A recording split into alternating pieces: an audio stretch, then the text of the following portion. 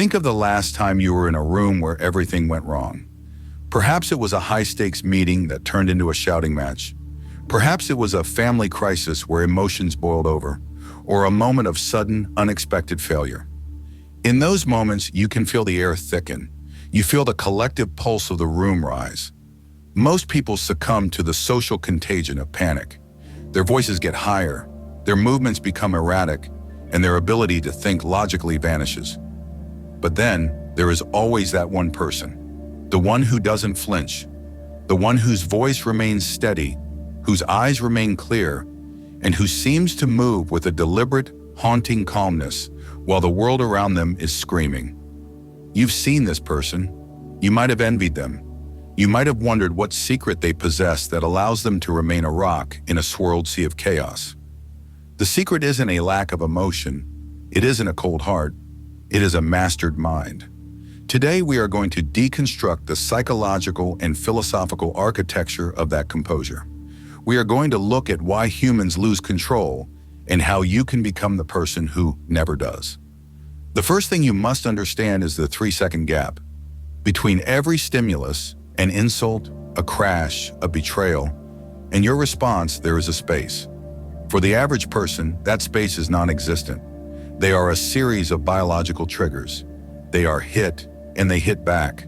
They are yelled at, and they yell back. But the master of composure lives in that gap. Viktor Frankl, a psychiatrist and Holocaust survivor, noted that in that tiny space lies our entire freedom and power. If you can widen that gap by just 3 seconds, you move from being a victim of your biology to being the architect of your fate. But why is this so hard? It's because your brain is wired for survival, not for philosophy. When things go wrong, your amygdala, the ancient emotional alarm system of the brain, attempts to hijack your prefrontal cortex. It wants you to fight, flee, or freeze. This is why your heart races and your palms sweat. But here is the truth that most people get wrong. Composure is not the absence of this biological fire. It is the refusal to let that fire reach your steering wheel. To achieve this, we must adopt a specific mental model, the inner citadel. This is the Stoic concept that your mind is a fortress. The world can lay siege to the walls. It can hurl stones. It can fire arrows. And it can scream at the gates. But the world cannot enter the fortress unless you open the door. Maintaining composure is simply the act of keeping that door locked. Let's break down the 7 pillars of this mental fortress. First, the dichotomy of control. This is the foundational principle of Stoic philosophy. At any given moment, you must ruthlessly categorize everything into 2 buckets. What is up to you and what is not.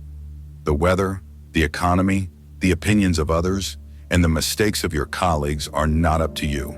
Your own judgment, your own intentions, and your own reactions are. When everyone else is losing control, it's usually because they are trying to control the uncontrollable. They are screaming at the rain. The composed person realizes that screaming at the rain is a waste of energy. They simply open an umbrella and focus on their next step. When you stop taking responsibility for the chaos of the world, you gain total responsibility over yourself. Second, the view from above. When we are in the middle of a crisis, our perspective narrows. We become the protagonist in a tragedy, and every problem feels like a mountain. To maintain composure, you must zoom out. Imagine you are looking down at yourself from the ceiling, then from the clouds, then from space. From that height, your crisis is a microscopic event in a vast, silent universe. This isn't about diminishing your problems. It's about regaining your proportions. Most of what we panic about won't matter in 5 years, or even 5 weeks. The composed person operates on a longer timeline. They realize that this moment is just one frame in a very long movie. But here is where most people fail, and it leads us to the 3rd pillar, the removal of the I. Listen carefully to how people talk when they lose control. They say, "He insulted me. This happened to me. How could they do this to me?" The I is the source of the pain. The Stoics taught that the event itself is neutral. It is your judgment of the event that causes the suffering. If a man shouts a slur in a language you don't understand, you aren't offended. Why? Because you haven't assigned meaning to the sound. Composure comes from stripping away the ego. Don't say, I have been harmed. Say, an event has occurred.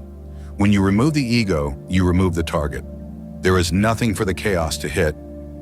The fourth pillar is the premeditatio malorum, or the premeditation of evils. Most people lose control because they are surprised. They expect life to go smoothly, so when it doesn't, they are shattered. The composed person, however, has already lived through the disaster in their mind. Every morning, the Stoic emperor Marcus Aurelius would remind himself, the people I deal with today will be meddling, ungrateful, arrogant, dishonest, jealous, and surly. He wasn't being a pessimist, he was removing the element of surprise. When you have already visualized the worst-case scenario, you don't panic when it happens. You simply say, I was expecting you. You are the only person in the room who isn't in shock, and that makes you the leader by default. This leads to a tactical tool used by the most composed individuals in history, the power of silence. When the world is loud, silence is a vacuum that draws everyone's attention. Most people feel a desperate need to fill the air when they are nervous. They over-explain, they defend themselves, and they react. But silence is a shield. When someone insults you or a situation turns chaotic, wait. Do not speak. Watch the other person. Your silence forces them to confront their own instability. It gives you the time to process the situation through the 3-second gap we discussed earlier. In any conflict, the person who speaks less is usually the one in control. The sixth pillar is the reframing of the obstacle. This is what the Stoics call the turning of the material. Think of a fire. Everything you throw into a fire becomes fuel for the fire. It doesn't matter if it's trash, wood, or expensive furniture. The fire consumes it and grows stronger. Your composure should be that fire. When someone loses control and yells at you, don't see it as a problem. See it as a test of your patience. See it as an opportunity to practice your philosophy. If you only remain calm when things are peaceful, you don't actually have composure. You just have a lack of stress. True composure is only forged in the heat. Every chaotic person you encounter is a sparring partner sent to help you get stronger.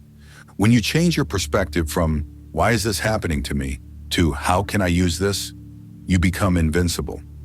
Finally, we have Amor fati, the love of fate. This is the highest level of mastery. It's not just about tolerating the chaos, it's about embracing it.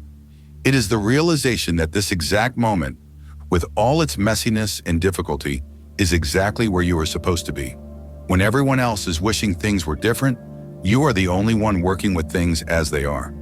This acceptance creates a profound sense of peace. You aren't fighting reality, so you have all your energy available to navigate it. But let's be honest, everything we've discussed sounds good on paper, but it is incredibly difficult in practice. Why? Because the world is designed to trigger you. We live in an outrage economy. Social media, the news, and even our work environments are built to keep us in a state of high arousal emotional reactivity. Composure is a revolutionary act. It is a refusal to be a puppet of your environment. This brings us to the deeper psychological truth. Composure is not just a skill, it is an identity. Most people identify with their emotions. They say, I am angry, I am stressed, I am overwhelmed. But you are not your emotions. You are the observer of your emotions. You are the sky, and the emotions are just the clouds passing through. The sky doesn't try to hold on to a thunderstorm, and it doesn't get upset when the sun goes down. It just remains. When you begin to view yourself as the composed observer, your behavior changes. You start to take pride in your ability to stay level-headed. You start to see the panic of others not as a reason to join in, but as a signal to go deeper into your own stillness. This is where your authority comes from. People do not follow the loudest person in the room. They follow the person who seems the most grounded. In a storm, everyone looks for the anchor. By mastering your own mind, you become that anchor for everyone else. As we bring this reflection to a close, understand that composure is a muscle. You will fail. You will lose your temper. You will feel the heat of panic rise in your chest. When that happens, do not judge yourself. That just adds another layer of chaos. Simply notice it. Return to the breath. Return to the inner citadel. And the goal is not to become a statue. The goal is to become a human being who is so deeply rooted in their own principles that no external wind can knock them over. It is about the freedom that comes from knowing that no matter what happens out there, you are the master of what happens in here. Think about the next challenge you have to face today. It might be a difficult conversation, a looming deadline, or a personal setback. How would the most composed version of yourself handle it? Not the version of you that reacts, but the version of you that chooses. If this perspective resonates with you, I invite you to leave a comment below sharing a situation where you managed to stay calm while others didn't, or perhaps a situation where you wish you had. We learn as much from each other's struggles as we do from the philosophy itself. If you value this kind of deep dive into the psychology of mastery and Stoic wisdom, consider subscribing. We are building a community of individuals dedicated to reclaiming their focus and their peace in an increasingly chaotic world. Remember, the world can be loud, but your mind can be silent. The choice is always yours. Stay grounded, stay composed.